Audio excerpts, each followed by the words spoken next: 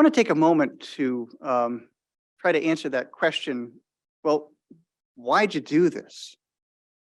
Any good story has an arc. The energetic, hopeful beginning, the pit of despair, and then you rise to what we hope is the triumphant ending. That gives you a sense of the stories I like and the movies I like to watch. And that's kind of the how, led by our champion, sword-drawn Max Latona. But why? Because zoning matters.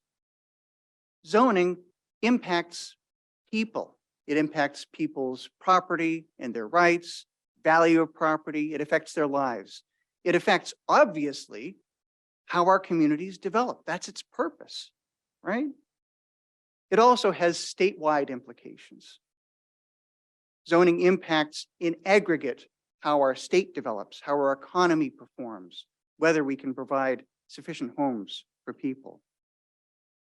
The Zoning Atlas helps answer this question about the impact of zoning on our lives and our economy. But it is, and I'll echo what Max said earlier, it is a policy neutral tool. It doesn't itself have an agenda. It helps to answer these questions. What do people need to know about zoning? And it allows for comparisons between and among communities, and looks at the aggregate impact, potentially, of zoning throughout the state. And finally, it looks at this question: what's the impact of zoning on housing production? Think back 100 years ago to the original purpose of zoning. Zoning was created by states following a federal model, and it's really intended to protect public health, safety, and welfare. And you'll find those words in New Hampshire's zoning enabling statute and probably every state zoning enabling statute. It was intended to keep the right things, something we want, from the wrong places, or to use the colorful language of the United States Supreme Court, to keep the pig out of the parlor. But zoning has changed over time.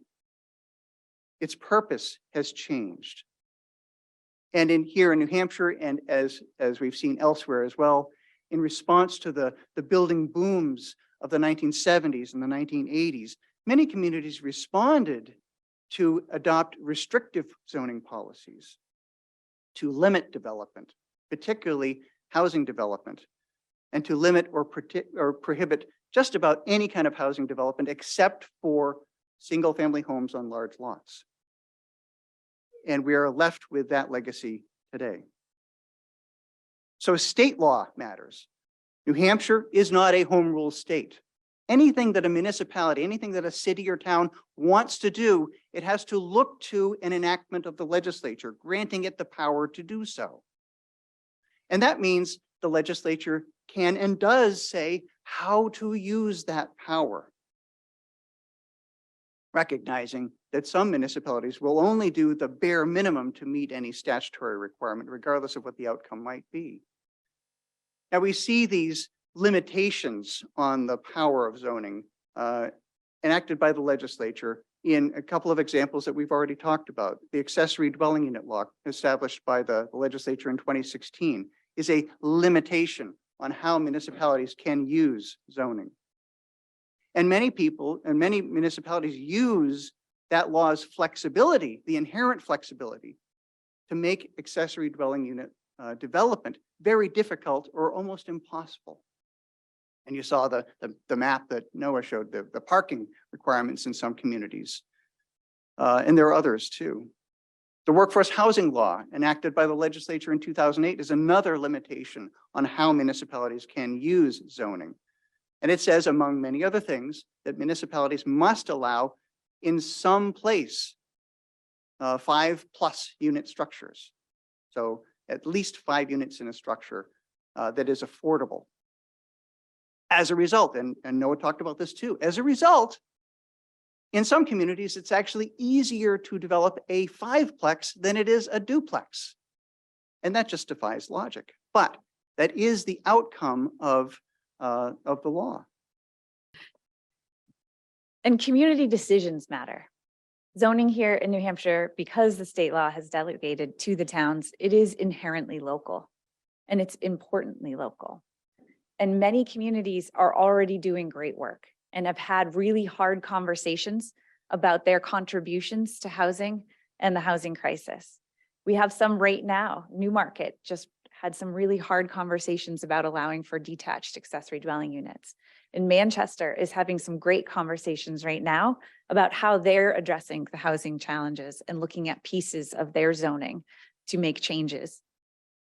This database, this tool, allows communities to be able to have resources at their fingertips for free to make comparisons and to see and have real data and not just assumptions when they're having these hard conversations that will continue to happen over the years ahead. And hopefully with these tools will allow them to have a lot more data to base those conversations on.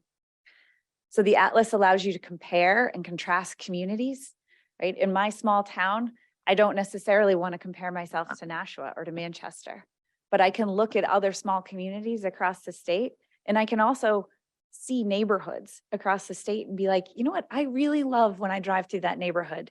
They seem to have more housing there or whatever, but I can see that, and I could zoom to this on this map and see what does that zoning say and how does that form follow function to some extent. And the Atlas really offers a view of zoning at a comprehensive level. So many towns and the hard work and those hard conversations by change makers and policy leaders there are having conversations about accessory dwelling units in one piece, right? Or just about how are we looking at elderly housing. And this tool allows you to look across the zoning and see those impacts in a holistic view in a way that most communities haven't had the opportunity to do before.